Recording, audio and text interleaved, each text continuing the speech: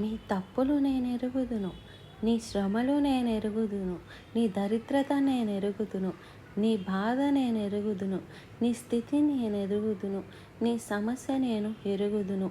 ఈ లోకంలో ఎవ్వరికీనండి మన సంగతి అంతా తెలియదండి. కొన్నిసార్లు అసలు నీ సంగతి నీకే తెలియదు. తెలుసా? చచా ఇట్లా చేశానేంటి అనుకుంటారు చూడండి. కొన్నిసార్లు తొందరపడ్డానేంటి అంటారు. నీలో అంత ఘోరమైన హృదయం ఉందని, అంత పాప స్వభావం ఉందని, అంత క్రూరత్వం ఉన్నదని నీకే తెలియదు. కానీ ప్రభువు హృదయ రహస్యాలు ఎరిగినవాడు. మాట మన నోటికి రాకమునుపే మన మాటలను ఎరిగినవాడు. మనం కూర్చుండుట లేచుట ఎరిగినవాడు. మన నడక మన పడక ఎరిగినవాడు. మన మీద దృష్టి ఉంచి మనల్ని నడిపించడానికి ఆశపడుతున్నటువంటి వాడు మనల్ని ఎరిగిన వాడుగా ఉన్నాడు. ముఖ్యంగా మీరు శ్రమలో ఉన్నప్పుడు, దుఃఖములో ఉన్నప్పుడు, నష్టం కలిగినప్పుడు, ప్రభువు నిమిత్తమై నింద వచ్చినప్పుడు, ప్రభువు కొరకు నిలబడ్డప్పుడు, శ్రమ వచ్చినప్పుడు చాలామంది దేవుడు నాకెందుకు ఇలా అవ్వాలి, దేవుడు నన్ను విడిచిపెట్టాడేమో, దేవుడు నన్ను మర్చిపోయాడేమో, దేవుడు నాకు తోడు లేడేమో అనుకునే ఆలోచనలు మనకు వస్తూ ఉంటాయి.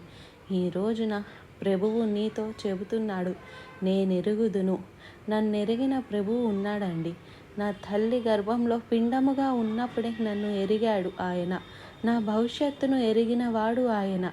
నేను పుట్టక ముందు నుండి నన్ను ఎరిగినవాడు. నేను ఆయన దృష్టిలో ఉన్నాను. ఈ విషయం ఎప్పుడూ మీరు గుర్తుపెట్టుకోండి.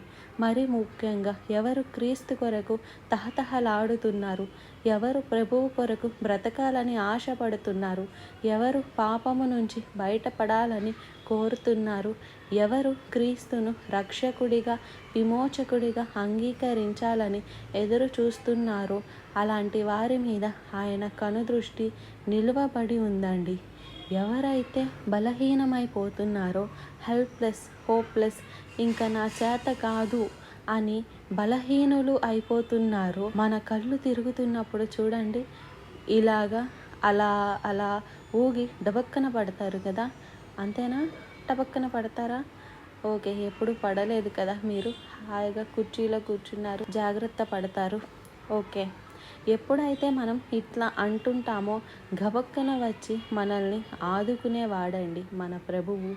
పడకుండా కాపాడేవాడు ఆయన. పడిన తర్వాత లేపుతాడు, అది వేరే సంగతి. కానీ ఆయన నమ్మిన వారిని పడకుండా కాపాడేవాడు. సీమోను, సాతాను నిన్ను కోరుకున్నాడు, కానీ నీ కోసం నేను వేడుకున్నాను. ఎవరిని సాతాను కోరుకుంటున్నాడు? మనం దేవుని కొరకు బ్రతకాలనుకున్న వారినే సాతాను శ్రమలు పాలు చేస్తారు. నాకేం వచ్చిందేంటి ఈ శ్రమ, లోకంలో ఎంతోమంది బాగున్నారు కదా అనుకుంటున్నావేమో. నీవే ప్రభువు కొరకు బ్రతకాలని, ప్రభువుని మహిమపరచాలని, నీ హృదయాన్ని పరిశుద్ధంగా కాపాడుకోవాలని నీవు ఆశపడుతున్నావు గనుక శ్రమ ద్వారా నిన్ను సాతాను శోధిస్తున్నప్పుడు దేవుడు అనుమతిస్తాడు పరిశోధించడానికి. శోధన వేరు, పరిశోధన వేరు. భక్తుడైన యోబు అన్నాడు, నన్ను ఆయన పరిశోధించిన తరువాత నేను మంచి సువర్ణం వలె బయటపడ్డాను. నేను ప్యూరిఫై అయ్యాను.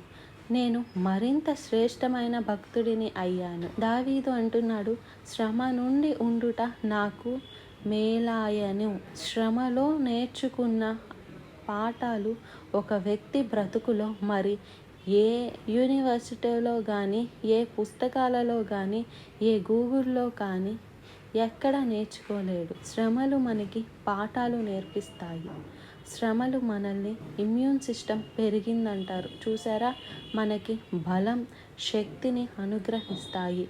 అందుకే దేవుడు తన ప్రజలకు శ్రమలను అనుమతిస్తాడు.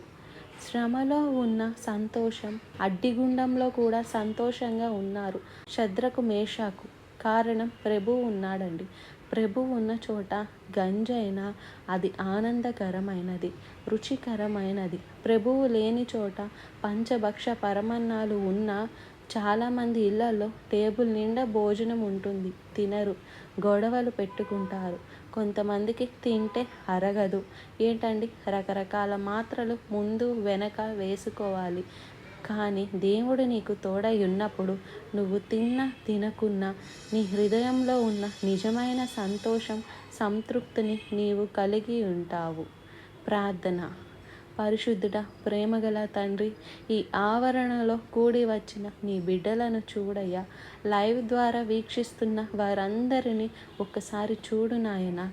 ఈ భయంకరమైన హత్య దినాలలో మేము ఉన్నామన్నది అబద్ధ ప్రవక్తలు బయలుదేరిన ఈ దినాలలో మనుష్యుడు భక్తి కంటే సుఖాన్ని ఎక్కువగా ప్రేమించేవాడిగా ఉంటుండగా, స్వార్థపరులుగా, ధనాపేక్షలుగా, బింకములాడు వారిగా, అపవాదకులుగా, అనురాగరహితులుగా, దేవదూషకులుగా, అహంభావముతో నిండిన వారిగా, దేవుని కంటే సుఖాన్ని ఎక్కువ ప్రేమించే వారిగా ఉన్న ఈ భయంకరమైన దినాలలో సిలువను ప్రేమించే వారిగా మమ్మల్ని చేయి నాయన.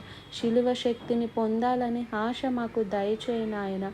అన్ని సమయాలలో నిన్ను హత్తుకునే, నిన్నే ప్రేమించే, నిన్నే వెంబడించే క్రైస్తవ జీవితాలు కలిగి జీవించుటకు మా ఒక్కొక్కరికి సహాయం చేయమని యేసుక్రీస్తు నామములో అడుగుచున్నాము తండ్రి. ఆమెన్.